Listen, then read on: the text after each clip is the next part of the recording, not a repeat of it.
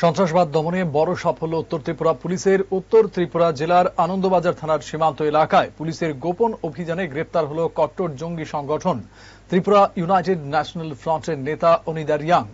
জেলা police super Abinash রায়ের নির্দেশে অতিরিক্ত পুলিশ সুপার জেরেমিয়া ডালং এবং এসডিপিও আশিস ঠাকুরের নেতৃত্বে অভিযান চলে। ধৃত জঙ্গির কাছ থেকে আগ্নেয়াস্ত্র, গোলা বারুদ ও চাঁদার রশিদ উদ্ধার হয়েছে। ঘটনায় গোটা কাঞ্চনপুর এলাকায় চাঞ্চল্য ছড়িয়েছে।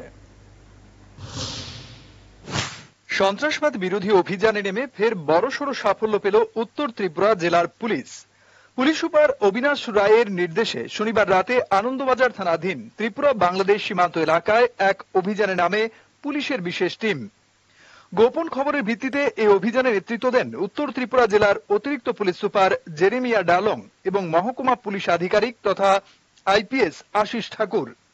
পুলিশ অভিযান চালিয়ে কাঞ্চনপুরের ভান্ডারিমা ত্রিপুরা বাংলাদেশ আন্তর্জাতিক সীমান্তবর্তী সেতুদুয়ার জঙ্গলে একটি টং ঘরে লুকিয়ে থাকা প্রাক্তন এনএলএফটি জঙ্গি তথা বর্তমানে ত্রিপুরা ইউনাইটেড ন্যাশনাল ফ্রন্ট নামে সশস্ত্র জঙ্গি সংগঠনের এক নেতাকে গ্রেপ্তার করে।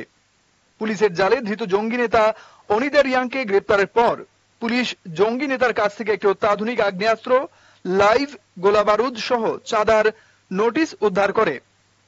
ধৃতের বিরুদ্ধে আনন্দবাজার থানায় পুলিশ ও সীমান্তরক্ষীকে খুনের চেষ্টা, অপহরণ এবং ঠিকাদারদের ভয় দেখিয়ে চাঁদা আদায় সহ অস্ত্র আইন ও বিএনএস এর বিভিন্ন ধারায় মামলা দায়ের করা হয়েছে।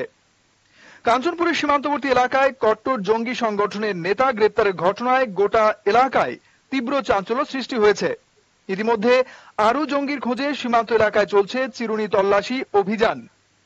এদিকে রবিবার বিকেলে কাঞ্চনপুর মহকুমা পুলিশ আধিকারিক আশিস ঠাকুরের তত্ত্বাবধানে ধৃত জঙ্গি নেতা অনিদা রিয়াংকে কাঞ্চনপুর মহকুমার এসডিজেএম আদালতে তোলা হয়। ধৃত জঙ্গি নেতাকে পুলিশ রিমান্ড চেয়ে আদালতে আবেদন জানায় আনন্দবাজার থানার পুলিশ। পুলিশের আবেদনের ভিত্তিতে এসডিজেএম ধৃত জঙ্গি নেতাকে 3 দিনের পুলিশ রিমান্ড মঞ্জুর করেছে বলে জানা যায়।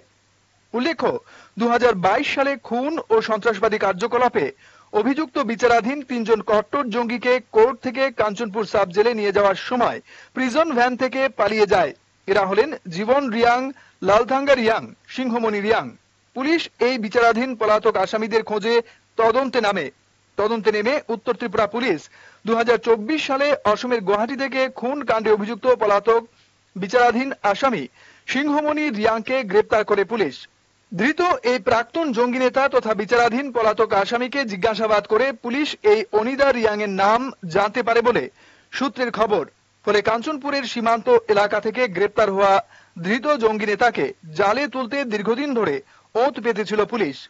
অবশেষে পুলিশ তাকে গ্রেপ্তার করে। এখন দেখার ধৃত জঙ্গি নেতাকে জিজ্ঞাসাবাদ করে পুলিশ আরও কি নতুন তথ্য উদ্ঘাটন করতে সক্ষম হয়। কাঞ্চনপুর থেকে সুজিত বড়ুয়ার রিপোর্ট, হেডলাইন্স ত্রিপুরা ন্যাশনাল।